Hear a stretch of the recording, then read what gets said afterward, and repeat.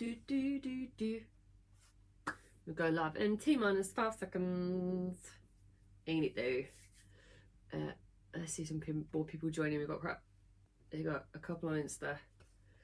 A lot more looking like joining on Facebook. Let's get going. Right. Boom.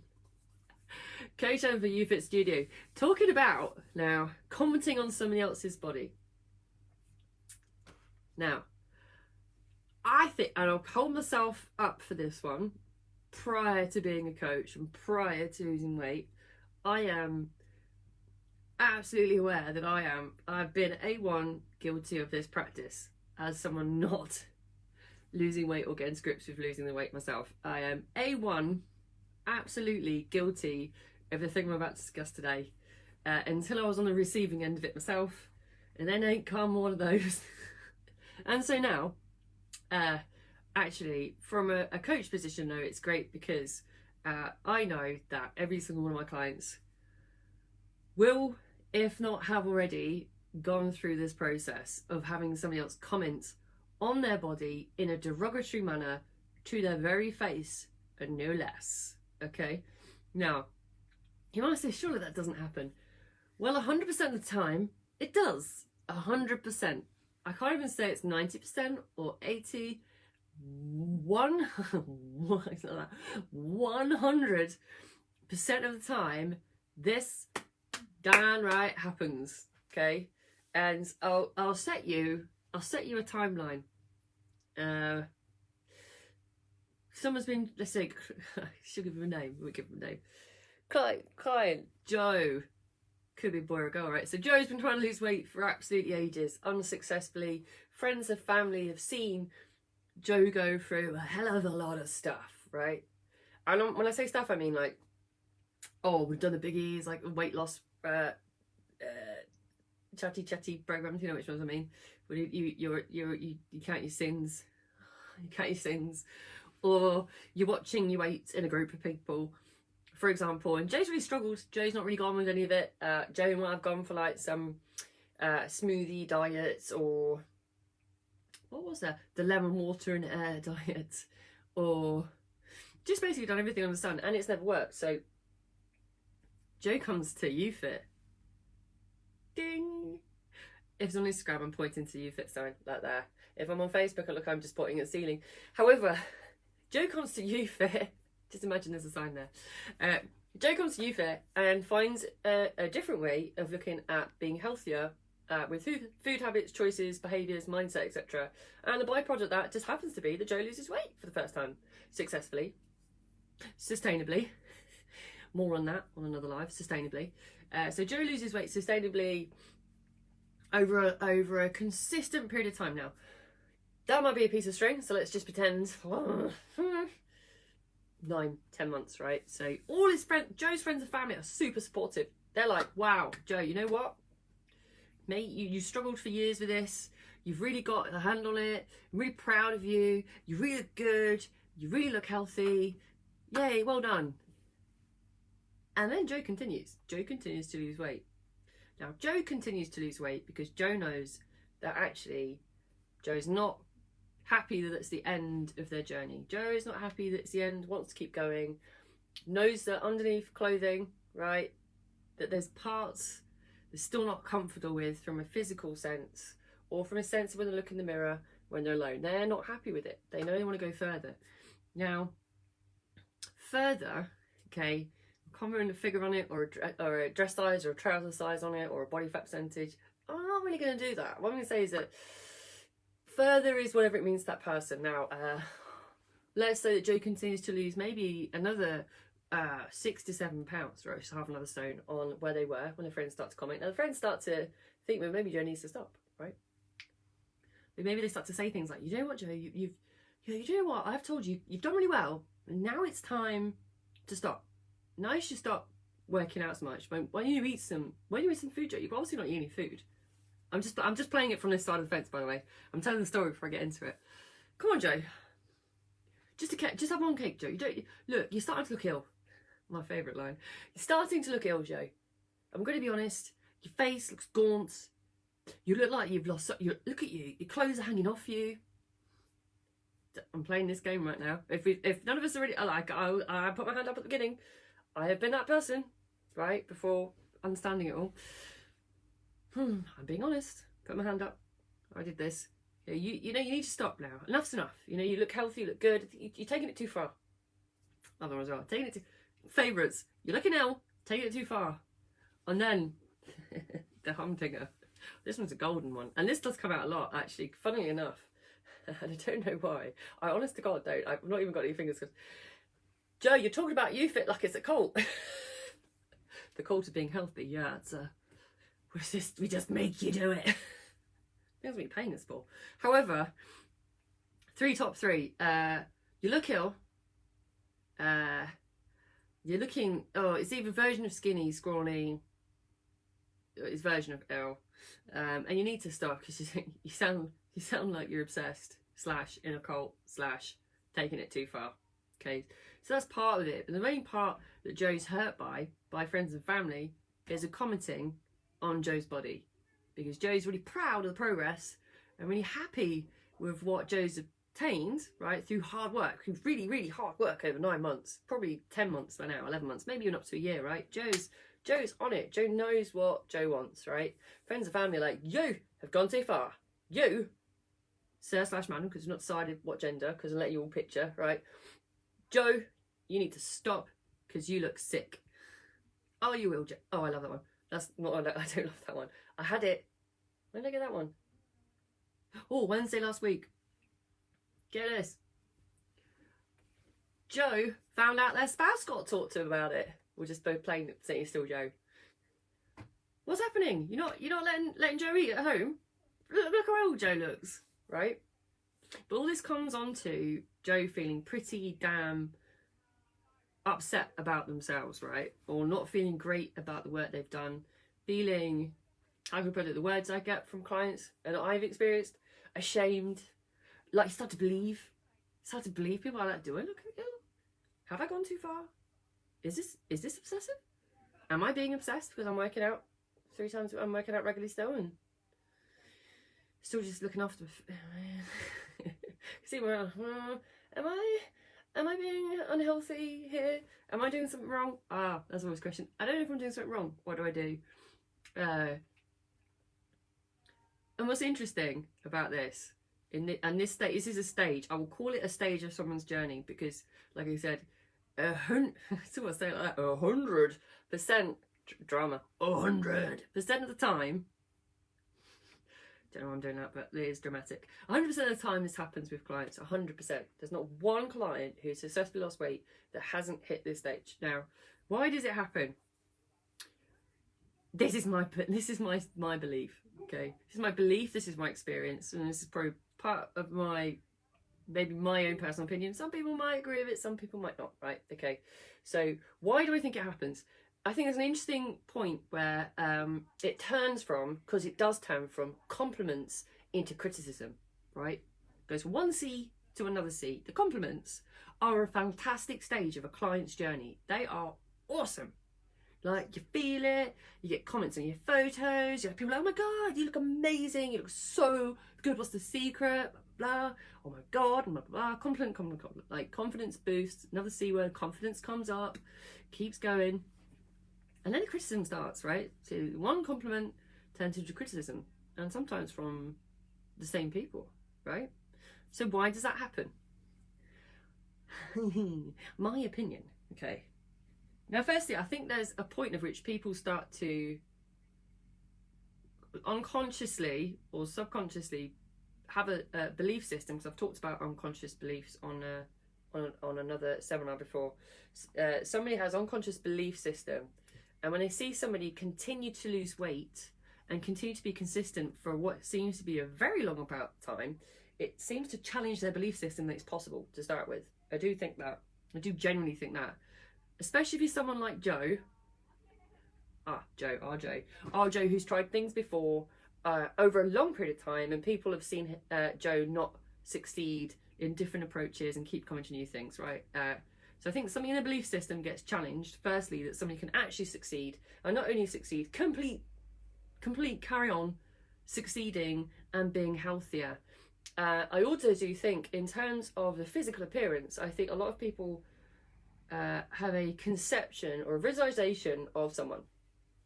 So bear with me on this explanation, it's not too long-winded, hopefully.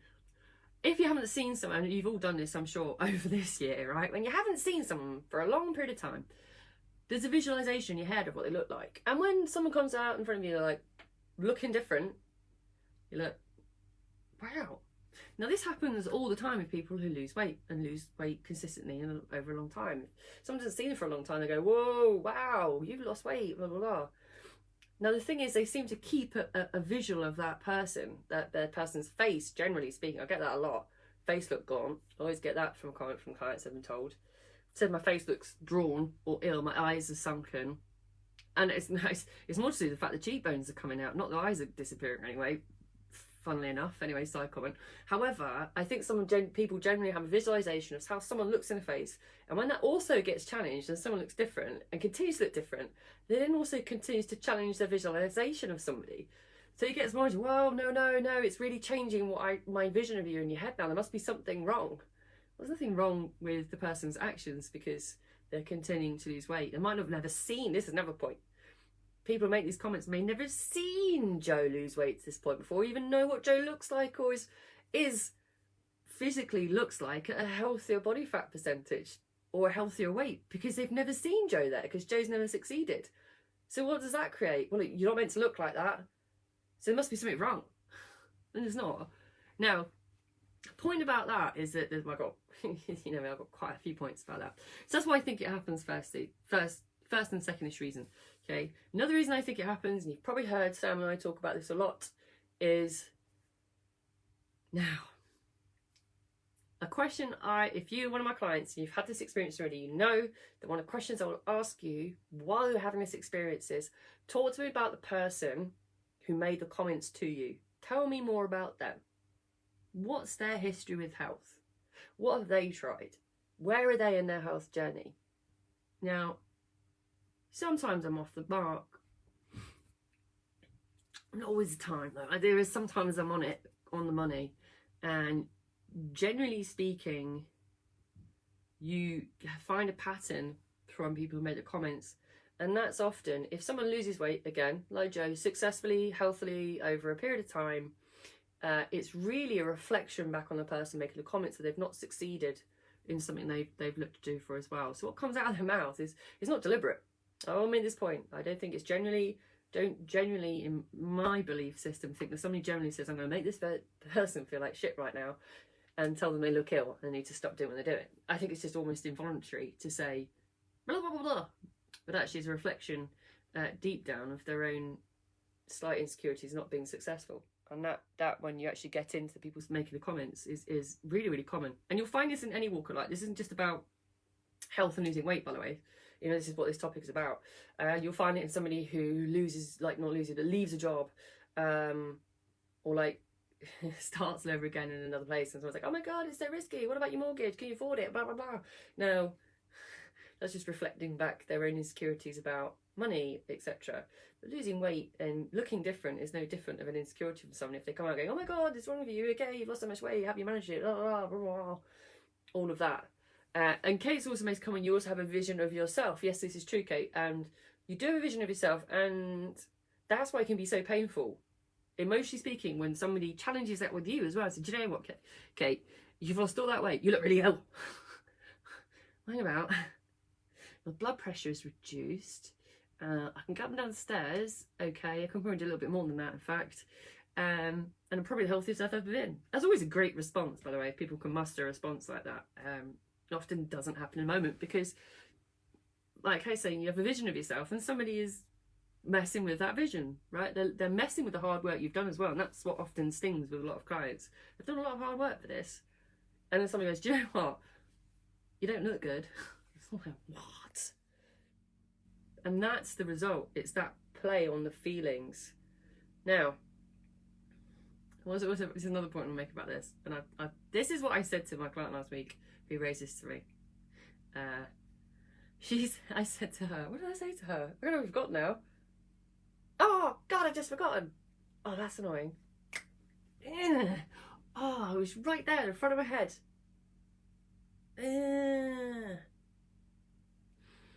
Well, that's annoying. Not had that happened in a long time, in the whole year. It's just completely gone out of my head. It'll come back. The point I was making about the people. Damn it, lost it. So I'm going to make a little. I'll drop it if I think about the other one. So reflection is the person saying it is their insecurity, and it's the response. So it's the response that you give back, right?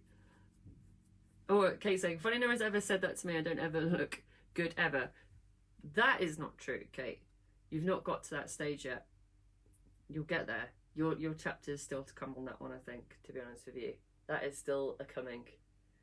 Now, that's what I was going to say. So, one of the other things I was going to say before it flew straight out of my head, because I was like, this is so true. And I went, oh my God. Well, in some moment, remembered what it was like. This is what I said to the client last week. It's really interesting from when you get to this stage, if you've not really experienced it, from a human nature point of view. And I'll say this about my own journey, right? Okay, because I'm going to use some language. So I would say about myself that I did not get to almost 90 kilograms by eating salad. I mean, I'm going to be honest. I mean, it should be no shock to anybody that happened. I literally remember my nickname was 5 Puddings Gribble. I did do 5 puddings on multiple occasions. It wasn't just a one-off name. It did follow me for a while. I did eat a lot of food. Now, as that slow, because it was it slow? I'd say it's about 3 years. I kind of went from where I am now to there in about maybe 4 or 5 years, if I can extend it a little bit. However, in that time that I was clearly going up in dress sizes from a 10 up to almost an 18, not one person said to me, you know what, you should eat less, you're getting fat.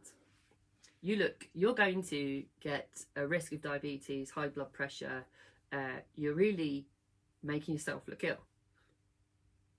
You know, no one ever said that to me. I don't know what I'm trying to think. I'm not trying to recall as if it ever happened, like it would have ever happened. It never happened. It never happens to any client that I've worked with. That has never happened. It does happen in reverse though. It's socially acceptable to say, do you know what? You should eat more. You should eat more. You've lost too much weight. You don't look very well. Eat some food. Surely you can't be eating because you've lost so much weight. Eat more. It's so unhealthy not to eat. Isn't that ironic? And yet it's the same thing. To comment on somebody's physicality, regardless of what that is to me, it's the same thing. Now, it's not socially acceptable to go up to someone and say, hey, well, come up to me. It would have been, I probably would have got, someone does at my work where I work then, they're probably been up for a grievance. You know, you look fat, Helen, you are fat. I would have been in tears. I've been calling HR for my tears, going, oh my God, HR, someone call me fat. And they would probably take it seriously, right? They would take it seriously as a grievance. Yet, when I was losing weight, on multiple occasions, I very much got the same on the reverse. I think one of the worst things was, oh my God, I could see your hip bones. I was like, well, aren't you meant to be able to see hip bones? But at the time, though, mortifying to have that in public, or someone in public say in front of a large group of people, yeah, well, Helen's the skinny one. She's the one that's looking like, I don't even say what was said, actually, it's so bad, but looking like a skeleton, right?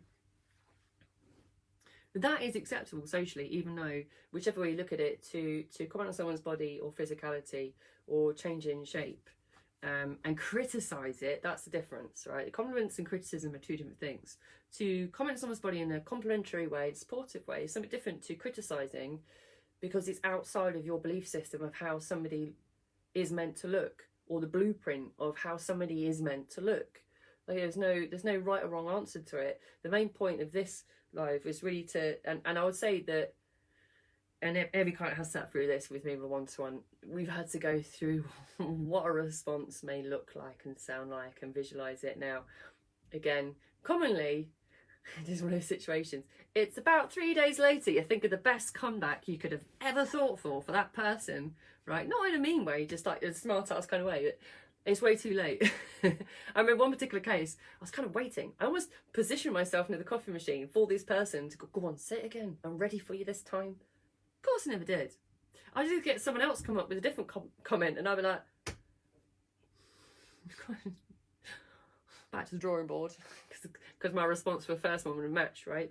That's the situation. Now, what's the solution to this if you're a client or receiving end of this, which I've got quite a few at the minute, about 4 or 5. Now, also, by the way, what I do find interesting about this is that certainly if someone's lost weight during lockdown, holy balls, does that go down like a clanger with everybody else. I was like, how have you managed it? What is wrong with you? Because lots of, and I've talked about this through the year, I've not made a secret of it, lots of people outside of having a support system have not been as fortunate in terms of looking after their health, etc. So especially if you haven't seen somebody for a long time, which a lot of my clients haven't, and they've still lost weight over lockdown, ooh, the comments are coming thick and fast. So it's not easy. And I've got some steps that I set out for clients. Now, step number 1, always have a dry run for this, right?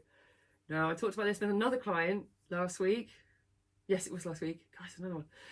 Another client about this last week, because they haven't seen their parents. Their parents, they live in the Midlands area. They haven't seen their parents for the whole of lockdown, and they have not told them that they started this journey. Now, they have lost quite a lot of weight. Like, not a small amount of weight, where it's going to go unnoticed. A significantly large amount of weight. Now, she is terrified of seeing her parents, because the criticism and the comments and everything else she knows is going to come. She already knows she's experienced with them through her experience of being similar to a Joe, of doing things and it not working. She knows what to expect in her head. Now, best advice I can give, right? Dry run it. Okay, think of all the things that you have got from a confidence point of view in your toolbox. If it's an avoidance response, it's an avoidance response. If it's a stand-up response, like, actually no, here I am healthy, do not criticize me, how dare you criticize me? You're like, I've had clients go that way, right? There is responses like that, okay? Whichever way you look at it, the more comfortable you are in talking about your own change, because that can be uncomfortable as well. There's some kind of weird, not shame, but uncomfortableness to almost blow someone's own trumpet because of confidence levels. Say, do you know what? Yeah, I've done really well. I look good. Thank you very much. Like, that's really tough to do in a certain point in a journey, right? When confidence isn't there, like, that's tough. God, no, I wouldn't be able to do it at that point. However, depending on personality types, having an idea of almost like a back catalogue, right? Rather than going unprepared, have like the sort of like, go answer A, go to response B or C, or answer X, go to what, like that.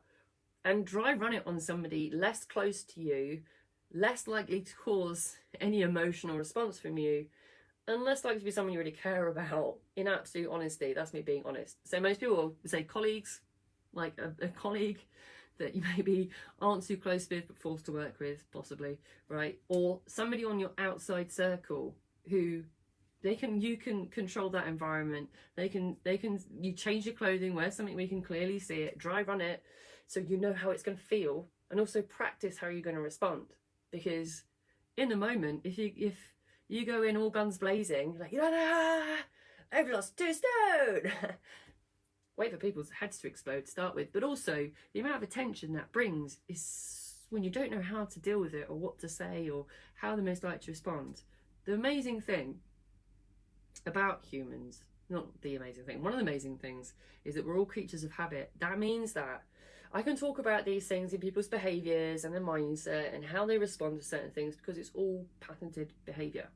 Like, we all feel differently about it emotionally, but actually what we're doing is habitual between person to person. That's why I come across so much commonality with people getting to this stage when losing weight. And you can take this, pretty much blueprint it to every part of health and fitness, losing weight, psychology of losing weight. All of it is very similar between person to person. The unique environment, or unique part of it, is the person's response to it environmentally, the players in it, and their emotional response to it. So the clients or person's or Joe's response to that environment is what's unique. The behaviours are very patented. Now, what's great about that is if you can dial into that as a client and start to see when people are making these comments, what comments they're making, the commonality of them, start to step outside almost of the conversation where it's happening, as challenging as that can be, to actually step back from the emotional response and just actually take a moment to take in the person that's talking to you. What might be their insecurities? What history have they got with looking for health goals? Where are their own insecurities? You know, the most, not the most fun. I think one of the best, what was the best comeback I came out with? Then the best one I came out with was actually asking a question back. Rather than going into defense mode, which I think a lot of people do, and go like, hedgehog, porcupine. Or to do what I used to do, which was very early on, just make a small kind of weird laugh or noise and run away going, which also I kind of felt at the time was probably agreeing with them, because I didn't disagree with them. It was actually to ask them questions like, why do you think that? It's so interesting to watch them go straight back on the back foot and go, oh. It makes them, it kind of flips it back onto that person, and it's a fascinating thing to watch. And why do you think I'm unhealthy? And I'm interested. I want to know why you think I'm unhealthy, because this is the healthiest I've been as an adult. You know, I'm still training regularly. I'm eating, at that point I was eating 5 meals a day. I'm eating 5 meals a day. I was eating like almost 4,000 calories a day. I was winning. I loved life. I was still losing weight, right? I was a freak of nature. So I'm like, I'm literally eating the most amount of food that anybody has on the entire planet, and I feel fantastic. So I'm just interested from your point of view, why you think that what I'm doing right now is unhealthy, or why you think I look ill. It's just great. You should see the look in their eyes. It's not a horrible thing, because actually when you ask that question, you get the real reason why they've asked, right? Because you will always perceive that someone criticising you to hurt you and to hurt your feelings, and actually they'll come back and say, do you know what, because I've been so unsuccessful, or do you know what, because this part of my body makes me really insecure, and when I've seen you lose weight, I was wondering if that's happened to you. So it's fascinating and surprising. It takes a lot of guts from you as well in that situation. That's why it's always good to go for those ones with people that you're not too close with. You know, when it comes to family, it's a tough one to call, and I think it's very unique, and I don't think you can nail it on a live like this. I think you'd have to do it over a period of time, and you'd have to really work out a strategy over a long period of time to be able to address it, essentially. So I think that one takes a coach as well. It actually takes a coach to sit down, go through step by step. With some of my clients, it can take like literally maybe a month to 6 weeks to set out a plan, how they're going to deal with it, and then actually deal with it. Because then it goes into a whole other stuff, which is probably not for this live, which is eating in front of family when you've lost weight. Eat more. Right. Oh, way over today. So I want to summarise too much. I'm going to say this. When you get there, if you're losing weight and you're with YouFit, you will get it. You will get the comments. You will get the going from compliments to criticism, right? Take a moment, assess who it is talking to you, have a strategy, have a toolbox of responses. It isn't just, although there is also a response, right? Ask the questions, find out more about the person, right? Have confidence in yourself, because actually you're the healthiest you've ever been, right? Right. Mustache. Have a fantastic evening, and as always, back again tomorrow. Ciao.